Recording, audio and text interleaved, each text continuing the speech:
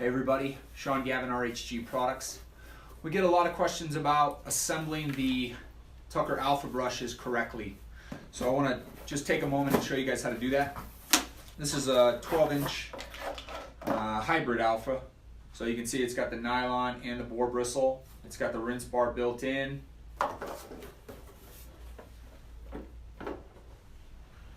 Comes with the swivel gooseneck. You can adjust the angles.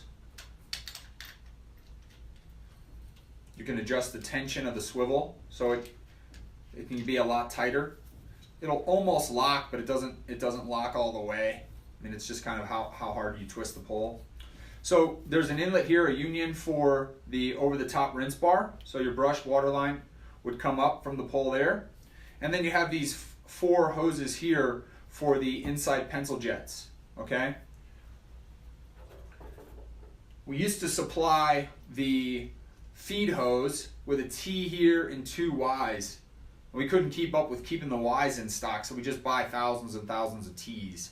So this can be a little bit confusing when you unbox this. But here's how to assemble this. Take the 1 T, push it on the farthest jet, then take the second jet next to it and put it in the other side of the T. So you can see that there. And then do the same thing over here with this T here. And if you want, you can shorten up these hose lines. Some people run their hose on the outside of the pole, so they like to have this length. And other people like it on the inside, so you can shorten this up and put that T right over there. But if you run your hose line, your pole line into here, it'll run the rinse bar. If you run it into here, it'll come through the jets. And the reason for that is because the rinse bar isn't a one-size-fits-all solution. There are times you're not going to want the water above the brush. Commercial frames with rubber gaskets, for instance, you don't want this water coming over the top and getting all up in the rubber gasket. So one way to deal with that is to switch to the pencil jets on those jobs. It keeps the water here inside the brush. The other way to deal with it is just to use the swivel there and rotate your pole.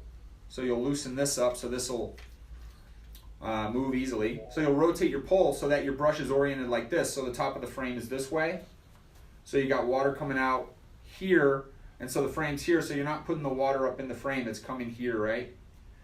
So that's one way to deal with that. But that's why we have the options, and some people will add another Y or T to run both if you've got enough flow.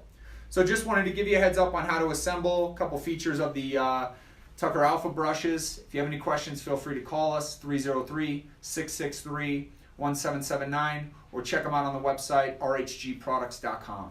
Thanks a lot.